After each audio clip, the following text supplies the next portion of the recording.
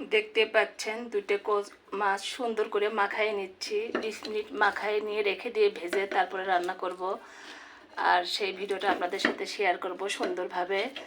একটা রান্নার ভিডিও দিতে গেলে কিন্তু অনেক অনেক সময় লাগে, সেটা সবসময় আমি বলে থাকি। আর যেহেতু আমি রান্না শেখানোর ভিডিও দিই না আর কি, তারপরেও দেওয়ার চেষ্টা করছি। আর সুন্দর করে মাখাচ্ছি, দেখতেই পাচ্ছেন অনেক ভালোভাবে মাখাতে হয়, উল্টা পাল্টা করে। আর আমি এই যে কেটে নিচ্ছি, এর মধ্যে সুন্দর করে ঢুকাই দিচ্ছি, কারণ কই মাছ দিতে দুইটা কিন্তু অনেক অনেক বড়। আর এইভাবে সবাই রান্না করবেন, তাহলে ভিতরে কিছু ঢুকবে। আর দুইটা কই মাছ দেখতেছেন, বাসায় 2জন লোক থাকলেও আমার হাজব্যান্ড খায় না এটা, সেটাও বললাম। কারণ উনি দেশি কই মাছ পছন্দ করে, এটা কিন্তু হাইব্রিড বলেন যেটাই বলেন, কিন্তু 400 টাকা কেজি কিনে নিয়ে আসছি। একটু কম দাম নিছে, 400 টাকার কয় টাকা, কিন্তু 6টা কই মাছ আর কি আপনার 400 টাকা নিচে কেটে দিয়ে ওরা।